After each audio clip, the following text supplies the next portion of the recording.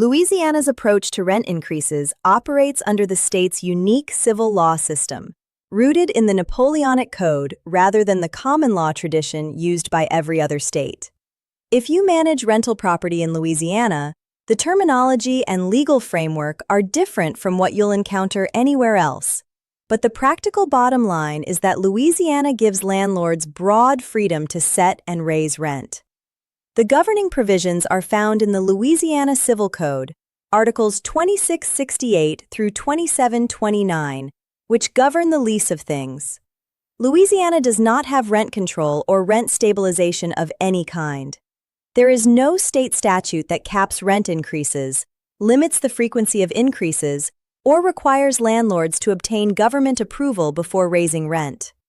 Louisiana's political and regulatory environment strongly favors property rights and market-based pricing, and rent control has never been part of the state's legislative conversation. Louisiana has not enacted a specific preemption statute prohibiting local rent control, but no Louisiana municipality has enacted or seriously considered local rent restrictions. New Orleans, Baton Rouge, Shreveport, Lafayette, Lake Charles, and every other Louisiana community operate under the same market-based framework. Given the state's political climate, local rent control is not a realistic possibility in the foreseeable future. For month-to-month tenancies, referred to in Louisiana's civil law framework as leases with no fixed term or leases reconducible on a monthly basis, the landlord must provide advance notice before a rent increase takes effect. Louisiana requires at least 10 days' notice before the end of the rental period for changes to the terms of a monthly tenancy. That's right, just 10 days. Louisiana has one of the shortest rent increase notice periods in the entire country, consistent with the 10-day no-cause termination period we discussed in our Louisiana lease termination video. So if rent is due on the 1st and you want the increase to take effect on the 1st of the following month, you need to deliver the notice by the 20th of the current month at the latest. The notice should be in writing, should clearly state the current rent, the new rent amount, and the effective date. While Louisiana's civil law framework doesn't prescribe a specific statutory form for rent increase notices, documenting the notice in writing and delivering it by a verifiable method, personal delivery, certified mail, or another documented means, is essential. For fixed-term leases, the rent is locked in for the duration of the lease term. Louisiana's Civil Code enforces lease terms as written, and the landlord cannot modify the rent during a fixed-term lease unless the lease itself includes a provision allowing midterm adjustments. Common adjustment provisions include escalation clauses, provisions tied to property tax changes, and CPI-based formulas. When a fixed-term lease approaches expiration, the landlord should communicate the proposed new rent before the lease expires. Under Louisiana's tacit reconduction rules, which we covered in our lease termination video, if the tenant remains in possession after the lease expires and the landlord doesn't object, the lease may be considered renewed on the same terms. To implement a rent increase at the time of renewal, the landlord must communicate the new terms and obtain the tenant's agreement before the existing lease expires. If the landlord simply allows the tenant to continue occupying the unit without addressing the rent, the old rate may continue under tacit reconduction. This is a practical trap that catches many Louisiana landlords. If you want to raise the rent at renewal, you must take affirmative steps before the lease expires, either by offering a new lease at the higher rate or by providing notice that the lease will not be renewed on the same terms. Passivity can lock you into the existing rent through the tacit reconduction process. For week-to-week tenancies, the notice period for rent changes mirrors the rental period, so approximately 7 days' notice is expected before the end of the weekly term. Now let's cover the restrictions that apply even without rent control. Rent increases cannot be retaliatory. Louisiana doesn't have a comprehensive anti-retaliation statute with specific presumption periods and enumerated protected activities the way many states do. However, Louisiana's civil law framework includes principles of good faith, codified in Civil Code Article 1759, that require both parties to a contract to perform their obligations in good faith. A landlord who raises rent as punishment for a tenant exercising their legal rights, such as reporting a code violation, making a habitability complaint, or exercising any other legal right, may be acting in bad faith. Courts in Louisiana evaluate the circumstances of a rent increase when a retaliation claim is raised.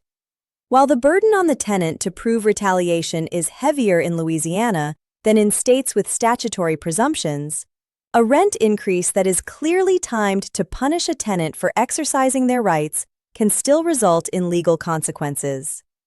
The good faith obligation permeates Louisiana's civil law and provides a framework for challenging abusive conduct. Rent increases also cannot be discriminatory. Under the Federal Fair Housing Act and Louisiana's own fair housing provisions, found in Louisiana Revised Statutes Title 51, Chapter 2A, landlords cannot raise rent based on a tenant's race, color, religion, national origin, sex, disability, or familial status. Louisiana's fair housing protections align closely with the Federal Fair Housing Act. The Louisiana Attorney General's Office and the Federal Department of Housing and Urban Development investigate fair housing complaints. A discriminatory rent increase can result in damages, penalties, and attorney's fees. Louisiana also has general consumer protection principles under the Louisiana Unfair Trade Practices Act, found in Revised Statutes Title 51, Chapter 13A, that could apply to egregious landlord conduct involving rent increases. If a landlord uses deception or fraud in connection with a rent increase, fabricating cost increases, misrepresenting the reason for the increase, or engaging in other unfair practices, the tenant might have a claim under the LUTPA. This statute provides for actual damages plus attorney's fees, and in cases of willful violations, treble damages. From a practical standpoint, Louisiana's rental market is diverse and heavily influenced by regional economic factors, natural disaster risk, and unique cultural dynamics. New Orleans has the state's most distinctive and active rental market. The city's economy is driven by tourism, healthcare, including the massive University Medical Center and Auctioner Health System, energy, port operations, higher education, and a vibrant cultural and entertainment industry. New Orleans' rental market experienced a fundamental transformation after Hurricane Katrina in 2005, when the destruction of housing stock and the subsequent rebuilding reshaped the city's housing landscape. Rents in New Orleans increased dramatically in the years following Katrina, as reduced supply met returning demand. The city's most desirable neighborhoods, the French Quarter, Garden District, Uptown, Marigny, and Bywater, command premium rents driven by both local demand and the short-term rental market. The growth of Airbnb and other short-term rental platforms has significantly affected New Orleans' long-term rental market, as some landlords have converted units from long-term to short-term use. The city has enacted regulations attempting to manage the short-term rental market, and landlords should understand the current rules governing conversions. New Orleans' rental market also has a significant seasonal component tied to major events. Mardi Gras, Jazz Fest, the Sugar Bowl, and other events drive temporary demand and can affect the short-term rental market. Baton Rouge, the state capital and home to Louisiana State University, has a rental market driven by state government, the petrochemical industry, healthcare, and the university. LSU's large student population creates strong demand for housing near campus, and rent adjustments in the student market typically follow the academic calendar. The broader Baton Rouge market is more affordable than New Orleans and offers moderate pricing power for landlords.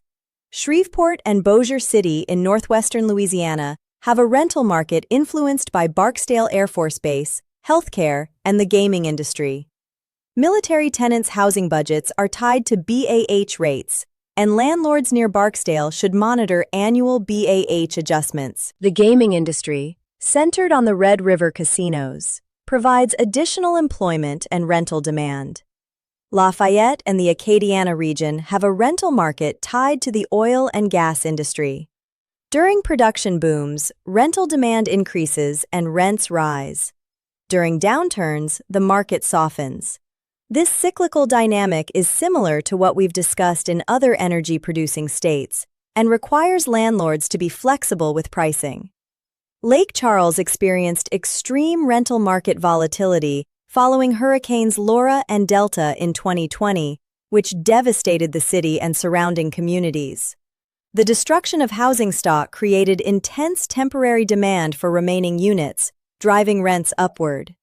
As rebuilding has progressed, the market has normalized somewhat, but the experience illustrates how natural disasters can dramatically affect Louisiana's rental market. Fort Johnson, formerly Fort Polk, near Leesville in central Louisiana, creates military rental demand in a rural setting.